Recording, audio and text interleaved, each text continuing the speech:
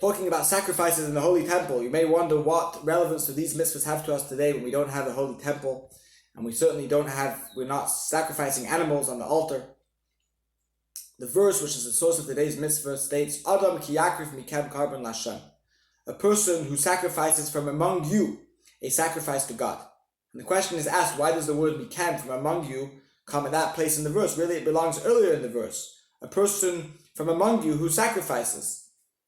Not a person who sacrifices from among you. Specifically doesn't fit with the way it's written in Hebrew. The Alter Rebbe, the first Chabad Rebbe, explains in the Chassidic discourse that every person has the ability to make sacrifices at any time. We all have an animalistic soul. We have animalistic drive to various things. We have excitement in the world. And our job is to take that animal inside of us and use it for serving Hashem. Use it for loving God, for connecting with God, for helping another person. Just like we sprinkle the blood of an animal on the altar. We take the blood, which is the warmth, the heat, the excitement in the physical, and use it for serving Hashem. As we say in the Shema, you should love Hashem, your God, with all of your hearts, not your heart. Multiple hearts. There's the godly soul and the animal soul, and we ought to use the animal soul also for serving Hashem. The mitzvah which is learned from this verse is the mitzvah that in temple times we ought to bring. There's a burnt offering which is brought to the temple called the Ola offering.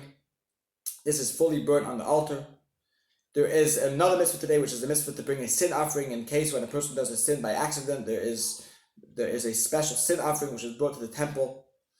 And the final mitzvah is that the burnt offering is to be fully burnt on the altar, and one is not to have any benefit from it. One is not to eat from its meat. It doesn't matter when, whether the blood was sprinkled yet or it wasn't sprinkled yet, or whether it was in the altar, outside, inside of the temple, outside of the temple. One is never to have benefit from this meat. And the same applies to all holy properties, that unless we are told otherwise, we are not to have benefit from them, and benefiting from them is a sin called Me'ilah. Thank you for watching. More on sacrifices tomorrow.